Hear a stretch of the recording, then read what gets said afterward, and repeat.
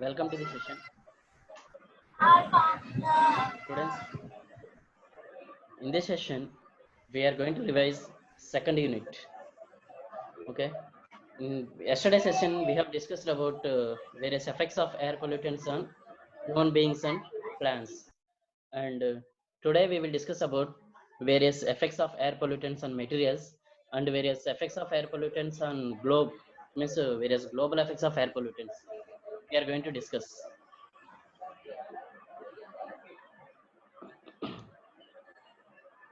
Okay, especially the unit 2, it is nothing but the effects of air pollutants on earth as well as environment.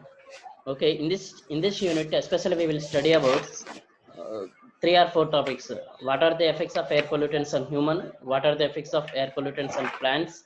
And what are the various economic effects of air pollutants? And the next topic is the global effects of air pollutants. It means we have been already discussed that various global effects are there. They are like acid rain, ozone layer depletion, global warming, greenhouse effect, heat islands, so like that. So these are all the various global effects of air pollutants. So in this unit, so in this class, we are going to discuss about various effects of air pollutants on materials. It means the effects of air pollutants on materials, also considered as economic losses caused by air pollution. We may also call it as economic losses or economical effects due to air pollution or air pollutants. Okay, we will go there. Where? I will take you to there. No, sir, we won't come. See, please you all mute yourself. Okay, now.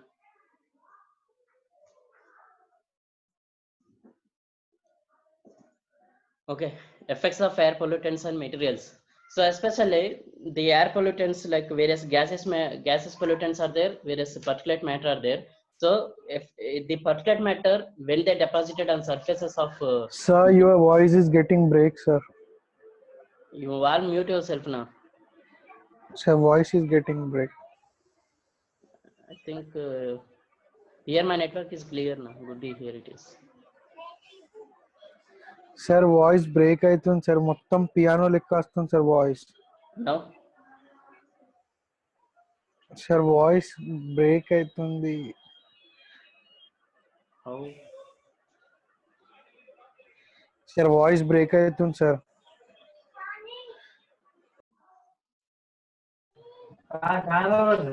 Hello? Avinash. Okay.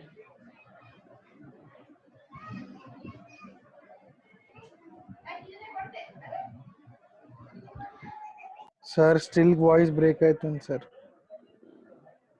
Wait a minute, I will clear it.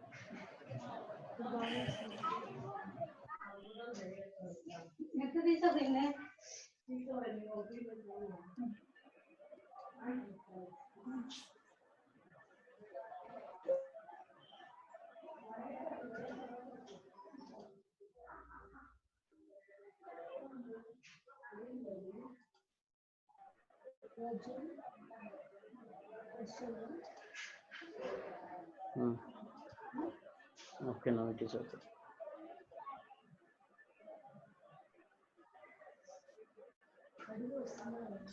Hello guys, I'm starting now. Effects of air pollutants on materials. Okay, now it is clear. Okay, air pollution causes damage to property, is an important economic aspect of pollution.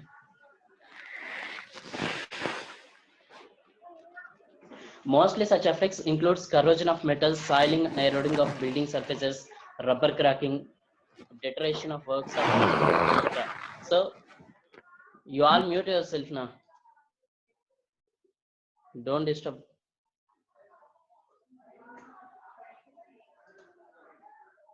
I'm seeing that many of you not muted.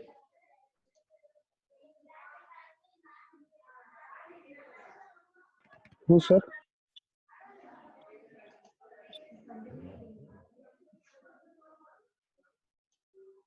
Okay, especially the air pollutants can cause damages to materials in the sense like they may corrode. It means they may cause corrosion to metals or rocks, and also they may cause It means they may be responsible for the weathering of rocks, and also they may cause erosion of building materials, etc. And also they may spoil the appearance of the buildings, and also they may spoil the paints, etc. And also they may spoil the fabric materials, lead materials, etc.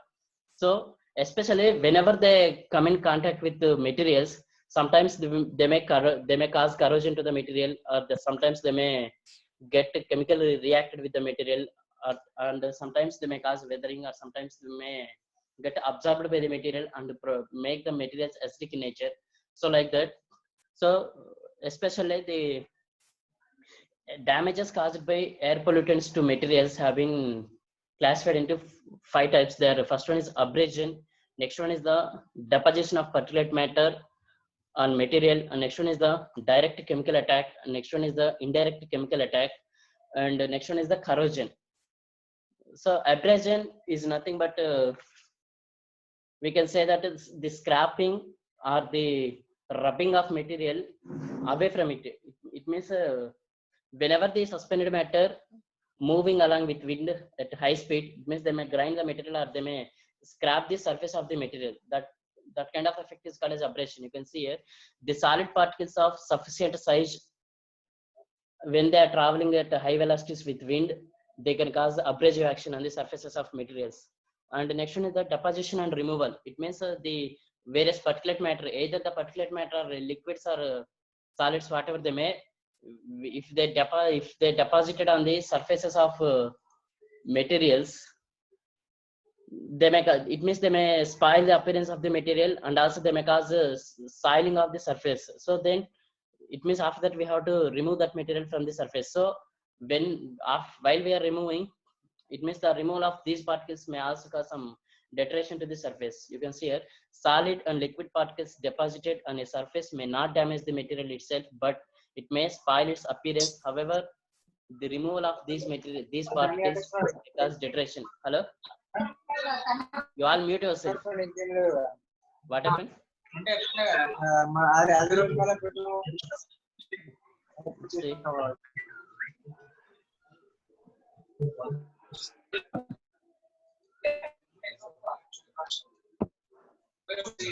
Okay, next one is the direct chemical attack. It means when the pollutants like oxides of sulfur or oxides of nitrogen, when they come in contact with the surfaces of materials, they may undergo some chemical reactions with the material or with the surface of the materials. Please everybody mute yourself. They may undergo some chemical reactions with the substances, and then they can change the behavior of the material, or it means they may change the color of the surface of the material, or they may be responsible for the weathering of the surface of the material. So like that. So some air pollutants react directly and irreversibly with materials to cause deterioration of the surface. For example, the bleaching of marble by sulfur dioxide, and also the tarnishing TRNISH, the tarnishing of silver by hydrogen sulfide, etching of metallic surfaces by an acidic mist, etc. So this is, it means bleaching of marble means the weathering of marble. Whenever the sulfur dioxide come in contact with the marble, it means the surface of the marble will become powdered. And in a tarnishing is nothing but it means the brightness. It means whenever the hydrogen sulfide come in contact with the silver materials, their brightness may be reduced. And etching of metallic surfaces, it means the metallic surfaces may be eroded, or they may be get corroded due to the acid mist. It means like whenever they come in contact with nitric acid or sulfuric acid, etc. And the next one is the indirect chemical attack. Indirect chemical attack means some pollutants may get absorbed by the surface of the materials. It means certain materials absorb some pollutants and get damaged when the pollutants undergo chemical changes. For example, sulfur dioxide absorbed by leather and is converted into sulfur dioxide, which deteriorates the leather, etc. Okay. And next one is the corrosion. Corrosion is a electrochemical process or chemical process. Whenever the metallic surfaces come in contact with some pollutants like sulfur dioxide or sulfides, and then the surface of the metals get corroded, and then they get eroded. So and one more thing we have to remember, that whenever in atmosphere contains certain humidity or moisture, in that case only the oxides of sulfur or sulfides can cause corrosion to the metals. If there is no atmospheric moisture or if there is no humidity in atmosphere, no pollutant can cause corrosion to the any metal. So you can see here the atmospheric deterioration of ferrous metals is by an electrochemical process, that is corrosion. This is due to the action of air pollutants facilitated by the presence of moisture. And various factors also can influence the effects of air pollutants on materials. So there, first one is the atmospheric moisture, atmospheric temperature, sunlight, and air movement. Air movement is nothing but movement of wind. Okay, you can see here, whenever moisture is present in atmosphere, then only air pollutants can cause corrosion to the metallic surfaces. And one more thing we have to remember, that whenever moisture is present in atmosphere, in that case only some pollutants can cause weathering or can cause erosion to the surface of the materials. And one more thing we have to remember, that whenever the sulfides or oxides of sulfur or acidic precipitation is there in atmosphere, in the presence of moisture only they can cause they can change the color of the building substances, or also they may cause some various organic effects on the surface of the stones. So like that. And next one is the atmospheric temperature. Temperature affects the rate of chemical reactions, and consequently it affects the rate of deterioration. It means the rate of the chemical reaction. It means already we have been discussed about this in chemical kinetics of air pollutants. So there we can see that whenever the atmospheric temperature is too much high, in that case the rate of chemical reaction will be high. If the atmospheric temperature is too much low, the rate of chemical reaction will be low. And some chemical reactions will take place only in the presence of sunlight, and some chemical reactions will take place only whenever the atmospheric temperature is high. So like that, the atmospheric temperature is also decides the effect of the quantity of effect of air pollutants on the materials, or on the surface of materials. So you can see here the temperature affects the rate of chemical reactions, and consequently it affects the rate of deterioration. And the next one is the sunlight. In addition to producing pollutants like ozone through a series of photochemical reactions in the atmosphere, sunlight can cause direct deterioration of certain materials. It means whenever some materials exposed to sunlight, in that case also they may, in the presence of atmospheric pollutants, they may get deteriorated or they may get damaged. So it means various photochemical reactions will take place in atmosphere. During the photochemical reactions, the various pollutants will be produced in atmosphere, like ozone, photochemical smog, pan, etc. So not only beyond the producing such pollutants in the atmosphere, the sunlight also can cause damage to the materials in the only when the atmosphere contains various pollutants. And the next one is the air movement. Already we have been discussed that always every pollutant will move in the direction of wind, and also it will move with the wind velocity. It means that whenever the pollutants are moving in atmosphere or dispersing in atmosphere, their velocity will be equal to the velocity of wind, and also they will move or they will spread in the direction of wind. Okay, now so it means that if the wind speed is high, the abrasion effect and the abrasion effect and the erosion effect will be high. And whenever wind speed is low, the velocity of pollutants will be low, and the abrasion and corrosive, it means the abrasion and erosion effects of pollutants will be low. So like that. Now, so wind direction is an important factor to be considered in places where deterioration is caused by pollutants. For example, damage to agricultural crops in the vicinity of factories. It means whenever the pollutants like particulate matter or sulfur dioxide evolved from pollutants into atmosphere, and then they will travel along with the wind direction. So if the wind is flowing, it means over the agricultural crops, then they can cause the damage to agricultural crops. It means the damage to not only materials, the damage to agricultural crops also will be considered as loss created by the air pollutants. So it is also come under economic loss of air pollutants. So you can see now here we can see that various types of materials, how they can affected by various pollutants. You can see in this table, metals, especially the pollutants like sulfur dioxide, acid mist, and acid vapors can affect the metals, and especially metals get corroded by the various air pollutants. You can see here. Hello, Uddesh, you mute yourself. Sir, muted, sir. Okay. These pollutants cause corrosion, spoil. It means they will spoil the surface of metals, and also they can cause loss of metal and tarnishing. Tarnishing is nothing but reduction in brightness of surface of metal is called as tarnishing.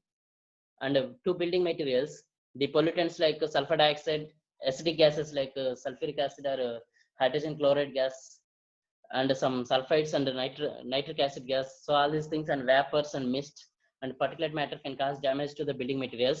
And the damages caused by these pollutants to building materials are discoloration, abrasion, leaching, and deterioration.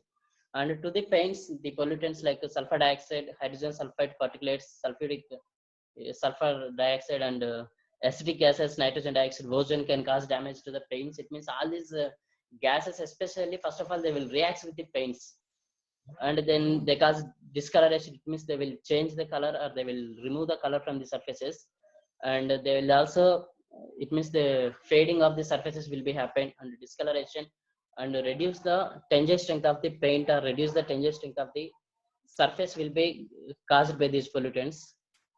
And rubber and oxidants, it means various oxidants and ozone especially, they will react with rubber, and then they cause cracking or weakening of rubber. And the next material is leather. And leather and the various sulfides, sulfuric acid and sulfur dioxide, only oxides of sulfur and sulfur dioxide will react with the leather, and then they will cause Sir, hello. Class open అవుతలేదంట sir కొంతమందికి. Open అవుతలేదు, class open అవ్వట్లేదా? అదే మీ waiting room అది ఎలో చేస్తే వాళ్ళు లోపలికి వస్తారు. క్లాస్ హలో చేస్తున్నా. వెయిటింగ్ రూమ్ తీసేయండి సార్. వచ్చింది. Okay.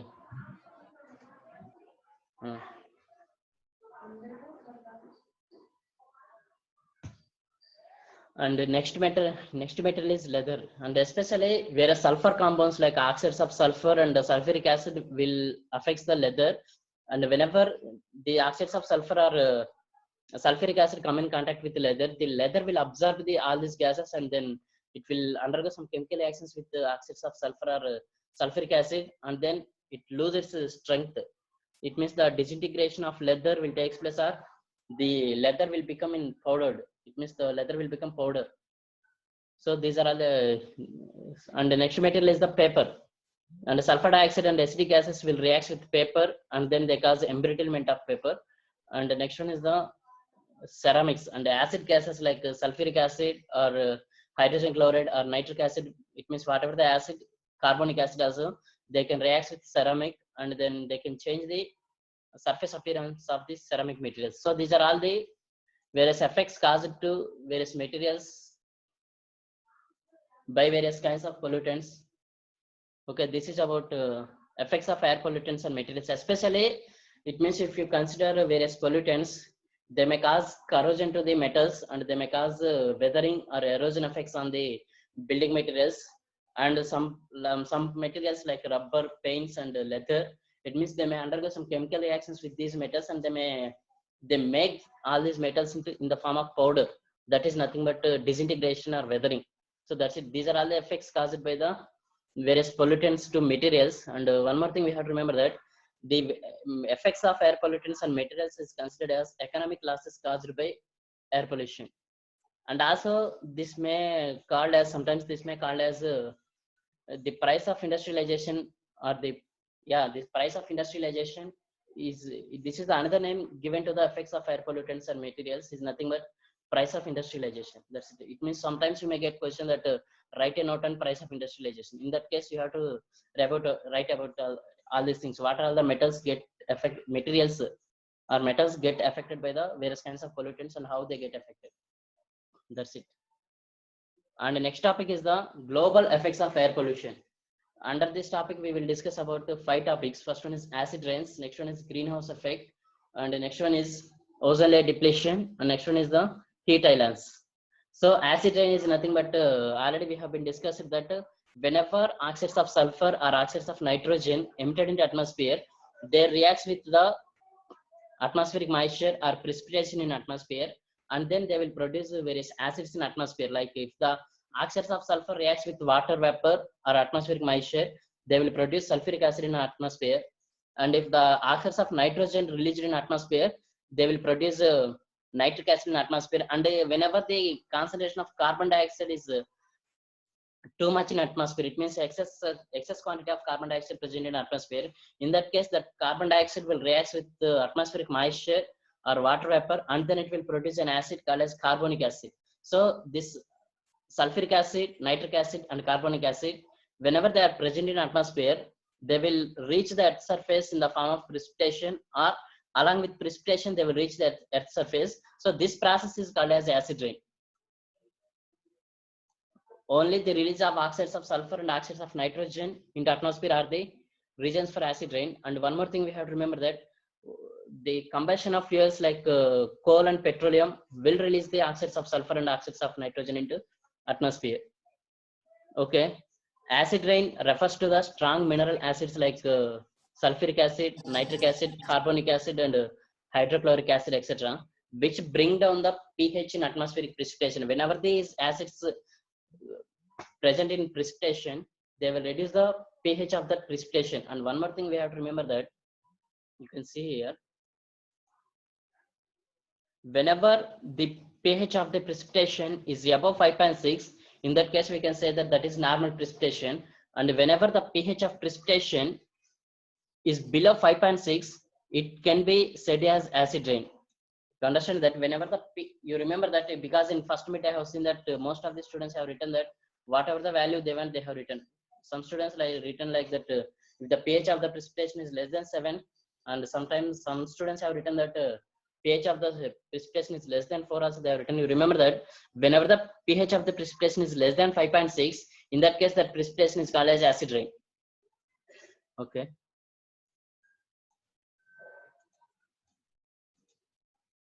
And the main reasons for the acid rain are only the burning or combustion of fossil fuels are the reasons for the acid rain. You can see here the source of sulfur dioxide. It means you can say the problem of acid deposition is primarily related to the use of high sulfur coal and oil. The combustion of such coal and oil is nothing but petroleum products, produces sulfur dioxide and oxides of nitrogen in the atmosphere.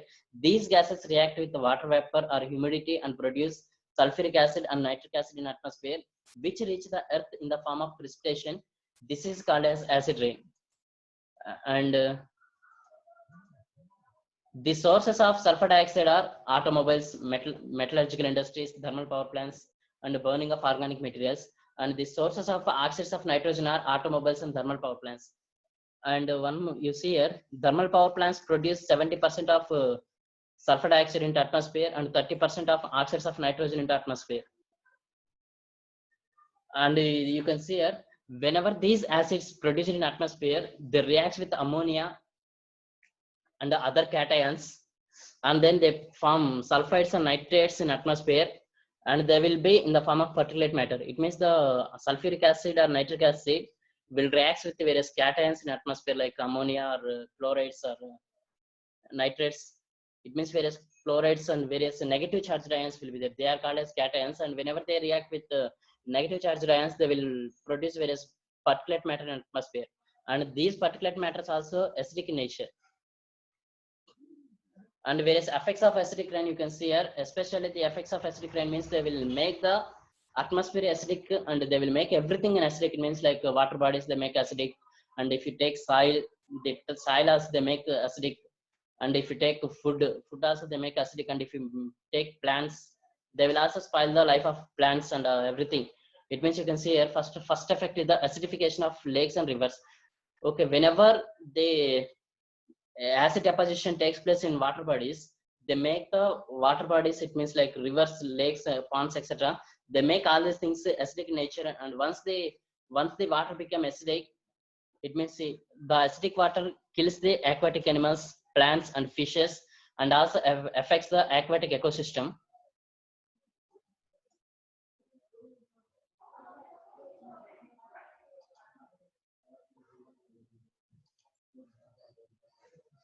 And also it will kill the bacteria, green algae, and other biota.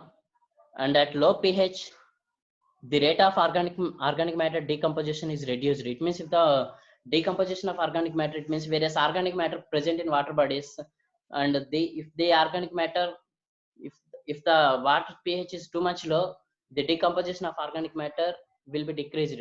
It means that it results in the accumulation of organic matter in water bodies.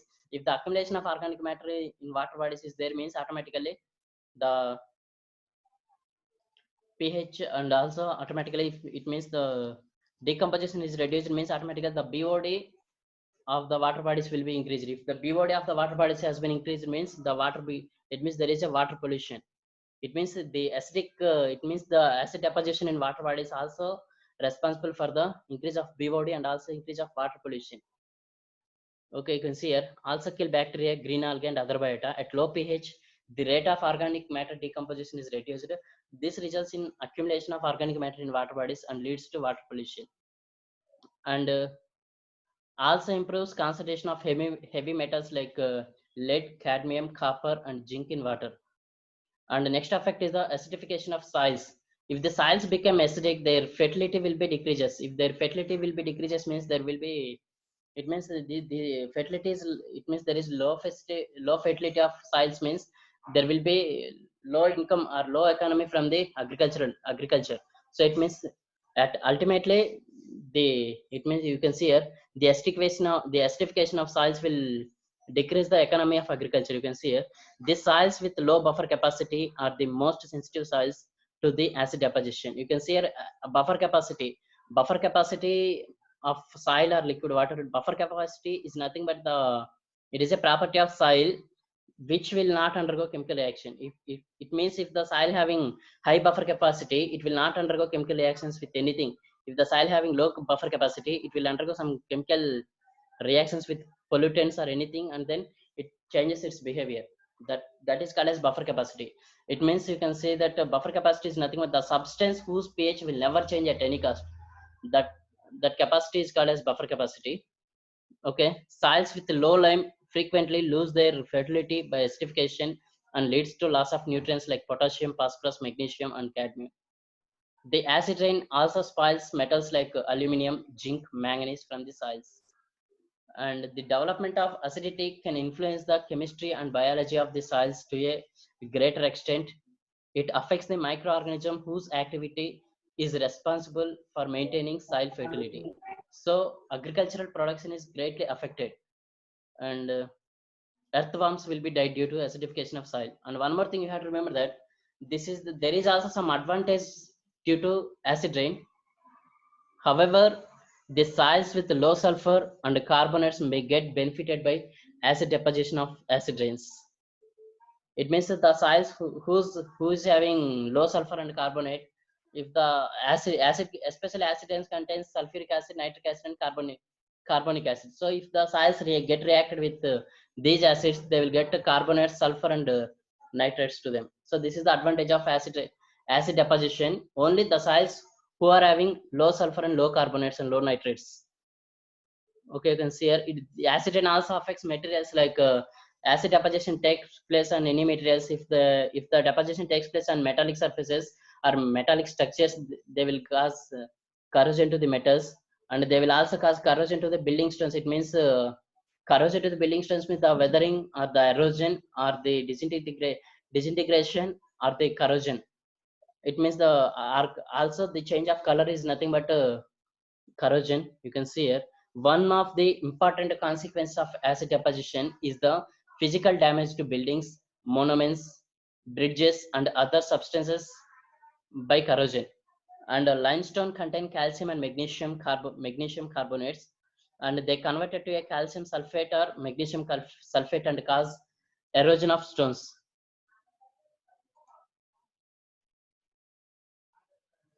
Erosion of source. It means whenever the sulfuric acid come in contact with limestone, limestone contains calcium carbonate and magnesium carbonate. The calcium carbonate and magnesium carbonate gets reacted with sulfuric acid, and then they will produce some calcium sulfate and magnesium sulfate, and then they are responsible for the erosion of stones. And acid reacts with the silicates of sandstone and causes weathering of surfaces of sandstone. Stones also corroded by carbonic acid. Corrosion is nothing but the change of color of stone is nothing but corrosion of stones. Okay. Several items like paper, fabrics, leather, and wood also greatly affected by acid deposition. And health effects. These acid rains also causes various health effects to human beings and also various health effects to plants. And especially acid rain causes skin diseases, and at high concentration the acid rain causes skin cancer And whenever we inhale the air in case of when acid rain is taking place, at that time the acids in atmosphere also will directly enter into our respiratory system and lungs also. They can cause lung cancer. And it means acid rain causes skin diseases, skin allergies, skin cancer and lung cancer, and some respiratory problems to human beings. And one more thing we have to remember, that whenever the soils get acidic or whenever the plants become affected by the acid rain, and the food coming out from those plants will also affect the health of our human beings. So these are all the effects of acid rain on human beings. And these are all the various mechanisms of acid rain. It means you can see here, when sulfuric acid, okay, sorry, when sulfur dioxide reacts with the water vapor or precipitation, it will form sulfurous acid. And when sulfur trioxide reacts with water vapor, it will form sulfuric acid. And when nitrogen dioxide reacts with water vapor, it will form nitric acid. And when N2O5 means dinitrogen pentoxide reacts with water vapor, it will produce nitric acid. And when nitrogen monoxide, nitrogen dioxide both combinedly reacts with water vapor in atmosphere, they will produce HNO3. HNO3 is nothing but nitrous acid. And whenever excess carbon dioxide is there in atmosphere, that excess carbon dioxide reacts with the water vapor, and then it will produce carbonic acid in atmosphere. So these are all the various types of acids which deposit as a which deposit on earth surface in the form of acid rain: sulfurous acid, sulfuric acid, nitric acid, nitrous acid, and carbonic acid. And next topic is the control strategies for acid rain. It means we can control the acid rain by following these methods, these strategies or these techniques. First, use of low sulfur coal, like various coals are having low sulfur, like anthracite or various types of coals are there. Normally it means the sulfur content of coal will depends upon the location or topography of that area. If the coal contains low sulfur, it means low content of sulfur, we can use it as a material. It means you can use it for industries or thermal power plants. And coal cleaning or coal gasification. Coal cleaning is nothing but desulfurization. We have been already discussed in 5th unit, like coal cleaning is nothing but desulfurization. Desulfurization is nothing but the removal of sulfur content from the coal is called as coal cleaning. And next one is the coal gasification. Coal gasification is nothing but the removal of various sulfides and sulfur content from the coal from at high temperature. That is called as gasification. If you remove the coal at normal temperature, it means if you remove the sulfur from coal at normal temperature by using various processes like absorption, adsorption, so that is called as coal cleaning or desulfurization. If you remove the sulfur content and sulfides content from the coal at a high temperature, it means around 1300 degrees centigrade, and that in the absence of atmospheric air and oxygen, that process is called as coal gasification. And along with in the process of coal gasification, the byproduct is the coke and coal gas. Okay, now so by applying coal cleaning or coal gasification to the coal before it is sending to the industry, also it means by using this also we can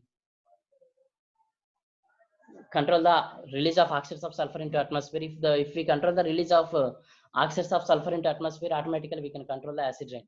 And the next one is the substitution of coal by other fuels. It means by using various fuels are there, like biogas and LPG, liquid petroleum gas, like that. So by using these fuels instead of coal, we can reduce the emission of oxides of sulfur into atmosphere. And the next one is the alternative methods for power generation. It means now in these days we are using coal for the power generation. In previous days, water will be used for the power generation. Okay, now so like we can use hydraulic power or we can use solar power, and also we can produce power from biogas. So these are all the various techniques used for the it means to control the acid rain. You can see here, use of low sulfur coal, coal cleaning or gasification, substitution of coal by other fuels, alternative methods for power generation. So this is about acid rains. In this session, we have been discussed about what are the various effects of air pollutants on materials. And the next topic is the acid rain. What is acid rain? We have been discussed, and what is the reason behind acid rain? We have been seen, and what is the mechanism of acid rain? It means we have to write these chemical reactions in exam, like how sulfur dioxide, sulfur trioxide, nitrogen dioxide, dinitrogen pentaoxide, and carbon dioxide reacts with water vapor, and how they form various acids in atmosphere. We have to mention that, and we have seen that various effects of acid rain on human health, soil, plants, and atmosphere also we Time have up, been sir. seen. Yeah, wait, I'm concluding this. And also we have seen that various remedial measures for acid rain also we have been seen. Understand or no, guys? Hello? Yes, sir. Okay. This is the session. And also today I will already we have been discussed the fourth unit and fifth unit, and we have to revise third unit. Hello? Sir. Okay. And today and tomorrow I will complete the revision of third unit, and by tomorrow we will complete the total 5 units. Shall I end this session? Yes, sir. Okay, if you have any doubts you can contact me. Okay, now. Okay, sir. If you have any doubts you can Bye. ask me. Still we are having time. Sir, अपना sir. Hello? Sir, time up, sir. Still 2 minutes is there now. 2 minutes. Okay, okay. Yeah, you can ask me. No doubt. No doubts. Okay, you can see here various global effects are there, like acid rains, greenhouse effect, ozone layer depletion, heat islands, and whatever the effect is there, the control measures for all these effects are same. Like we have to plant more number of trees, and we have to reduce the usage of fuels. Understand or no? So these are, so the Sir. control measures are same. We have to change our lifestyle, and we have to it means we have to find some alternate fuels like that. The control measures are same, and the causes also same, and only the chemical equations, it means the mechanism will be changes. Understand or no? Acid rains will cause acid deposition, greenhouse effect will cause global warming, and ozone layer depletion will cause the entry of UV rays into troposphere. And next one is the heat islands will cause the, it means heat islands also will cause global warming. So, and the control measures are same. Okay, I'm ending this session.